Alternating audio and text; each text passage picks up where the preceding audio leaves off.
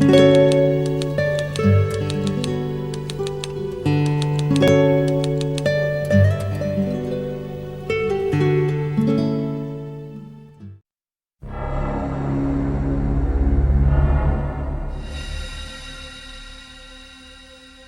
de Cristo, hermanos y amigos. Soy el hermano Luis Vélez. Les invito a que aprendamos de Cristo Jesús. El tema que traemos para hoy es el pecado de muerte. Es una serie de 3 videos. En el primer video vimos el pecado de muerte en la ley.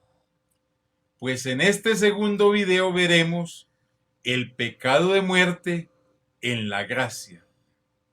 Veremos que el pecado en la gracia lo que trae es muerte espiritual. Y tomaremos nuevamente el texto inicial, que está en Primera de Juan, el capítulo 5, el verso 16, que a la letra dice: si alguno viere a su hermano cometer pecado que no sea de muerte, pedirá y Dios le dará vida. Esto es para los que cometen pecado que no sea de muerte. Hay pecado de muerte, por el cual yo no digo que se pida. Toda injusticia es pecado, pero hay pecado no de muerte. En nuestra primera parte de esta serie vimos los pecados de muerte física, según la ley, donde el pecador debía ser literalmente muerto por la gravedad de su pecado. Ahora veamos cuáles son los pecados de muerte en la gracia que conducen a la muerte espiritual, pero muerte espiritual en los creyentes. Los pecados que son considerados pecados de muerte por el Evangelio de la Gracia son todos aquellos pecados espirituales que cortan la posibilidad de arrepentimiento de quien los comete. No porque Dios no los perdone, sino porque quien los comete no tiene o pierde el camino de retorno, porque no logra encontrarlo o porque ya no lo ve. Su principal característica es que la persona se aísla, tanto de Dios como se aísla de su iglesia, porque es movido por su rebelión, y en su rebelión siempre trata de crear contienda y confusión. Entre los pecados de muerte más conocidos están la rebeldía, la altivez, la apostasía, la soberbia, la amargura, la hipocresía, entre muchos más. No hay nada más desagradable que hablar con un amargado de espíritu, o hablar con un altivo, o con un soberbio, que no hay congregación que le sirva, ni pastor que lo pastoree, y aún peor, hablar con un apóstata. Es imposible tener comunión con dicha persona. Se les llama pecado de muerte porque matan el espíritu, rompen la comunión, acaban con la paz del creyente y traen consigo falta de arrepentimiento y turbación de espíritu, tanto para él como para quien convive con esas personas. La causa principal de los pecados de muerte son aquellas pequeñas cosas, porque todo comienza como algo pequeño. Son pequeñas desobediencias que se vuelven grandes iras que atesoran juicio para el día de Dios. El pecado de muerte destruye es a la persona que lo practica. Se peca contra Dios, se peca contra el prójimo y se peca contra nosotros mismos. El pecado de muerte es un estado de condenación, porque lo que lleva a la muerte es la intención con la que cometemos el pecado. Muchos de nosotros aunque creyentes, pecamos involuntariamente, movidos por un momento de ira o de falta de fe.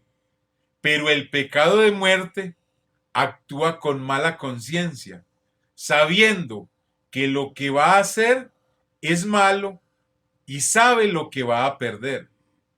Dios obra en el creyente en medio de la intención y por lo general siempre nos avisa que vamos a cometer un error. Si logramos escuchar su voz, Él nos limpia de la intención y sana nuestro corazón. La primera vez que se hace algo malo, se hace con retraimiento y temor. Y después de haberlo hecho, se siente dolor y se siente remordimiento. Incluso se llega a sentir hasta pesar. Pero si se permite una y otra vez coquetear con la tentación y caer, en cada ocasión el pecado se hace más fácil. Y si cree evitar las consecuencias, en cada ocasión el disgusto y el remordimiento y el arrepentimiento se hacen cada vez menores. Ya se hace que no siente ni remordimiento.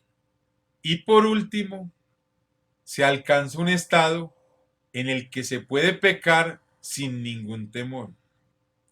Es precisamente ese es el pecado que conduce a la muerte, cuando ya se pierde el temor de pecar.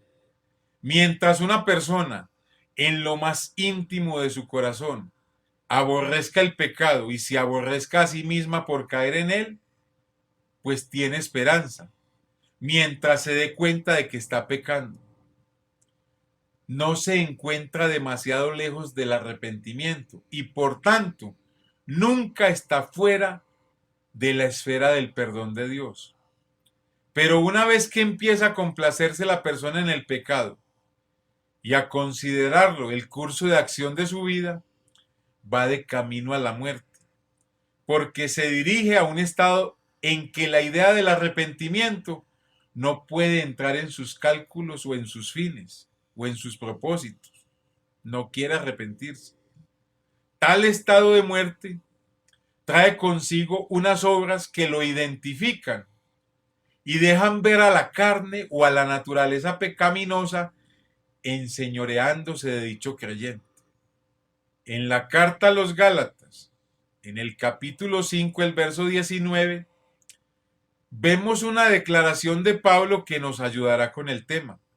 Y dice a la letra: y manifiestas son las obras de la carne, que son adulterio, fornicación, inmundicia, laxivia, idolatría, hechicerías, enemistades, pleitos, celos, iras, contiendas, disensiones o divisiones, herejías, envidias, homicidios, borracheras, orgías y cosas semejantes a estas, acerca de las cuales os amonesto, como ya os lo he dicho antes, que los que practican tales cosas no heredarán el reino de Dios.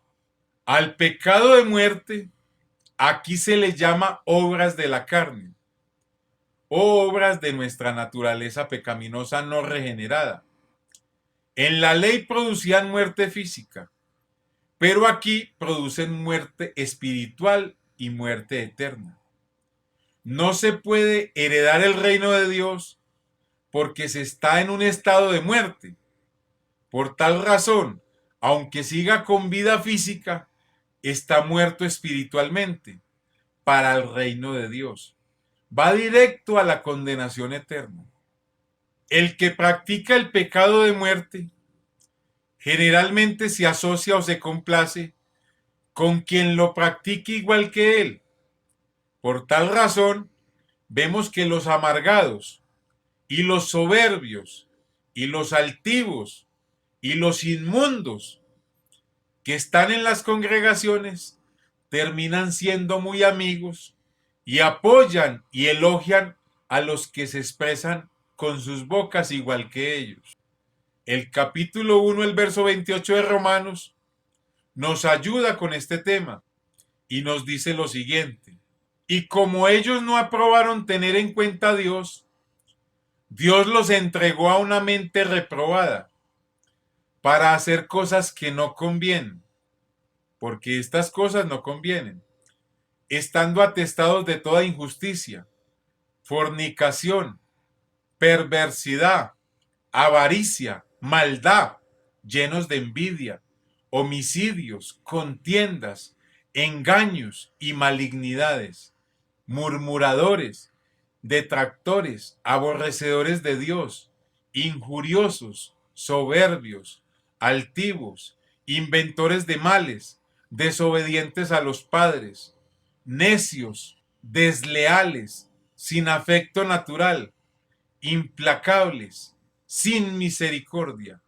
quienes habiendo entendido el juicio de Dios, oígase bien, que los que practican tales cosas son dignos de muerte, no solo las hacen, sino que también se complacen con los que las practican.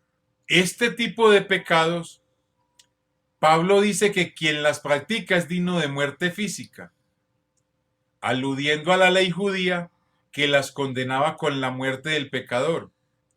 Pero agrega algo más, que lo considera digno de muerte, y es complacerse o deleitarse con quien practica el pecado de muerte. Pero vemos que en el creyente produce la muerte espiritual, como nos lo dice Apocalipsis 21:7, donde dice a la letra: el que venciere heredará todas las cosas, y yo seré su Dios y él será mi hijo. Pero los cobardes e incrédulos, los abominables y homicidas, los fornicarios y hechiceros, los idólatras y todos los mentirosos tendrán su parte en el lago que arde con fuego y azufre, que es la muerte segunda. En este texto podemos observar que la cobardía es puesta en el mismo nivel de la fornicación y la hechicería.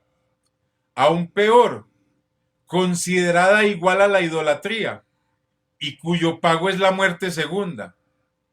Pero alguien dirá: ¿cómo puede ser la cobardía un pecado de muerte? Pues la respuesta es sencilla.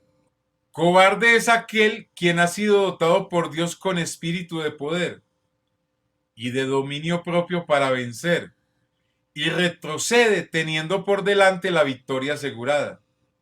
Quien retrocede es porque ama más las tinieblas que la luz. El cobarde por naturaleza es apóstata. Y al igual que en la ley, el pago es la muerte, aunque no física, sino espiritual y eterna. Al cobarde siempre lo escuchamos decir que la culpa la tiene el diablo, o en otros casos se escucha de boca de ellos la frase: la carne es débil. Ninguna cosa de este mundo tiene poder para arrebatar a alguien de las manos del Señor. Por tal razón, quien se suelta de las manos del Señor es el hombre que ama el pecado. O sea, se suelta del Señor es porque su amor al pecado es mucho. Miremos lo que nos dice Pablo. ¿Quién nos separará del amor de Cristo? Y pregunta: ¿será la tribulación, o la angustia, o la persecución, o nos separará el hambre, o la desnudez, o el peligro, o la espada? Y asegura él: por lo cual estoy seguro de que ni la muerte, ni la vida, ni ángeles, ni principados, ni potestades, ni lo presente, ni lo porvenir, ni lo alto, ni lo profundo, ni ninguna otra cosa creada nos podrá separar, fíjese bien, del amor de Dios que es en Cristo Jesús, Señor nuestro. Ninguna cosa creada nos puede separar de Dios. Y entre las cosas creadas está el diablo. Muchos se escudan en que los sacó de la iglesia ese Señor, cuando son ellos los que abandonan al Señor. La primera carta a los Corintios, en el capítulo 6, el verso 17, dice lo siguiente: pero el que se une al Señor, un espíritu es con él. Quien vive en pecado de muerte se aleja del Señor y de su iglesia. Siempre el que se aleja es el hombre, por decisión propia. Pues en esta hora les invito a ver la parte 3 de este video, de esta maravillosa serie. Amigo y hermano, nadie nos ama más que Jesucristo. Y quien lo ama a uno, le dice la verdad.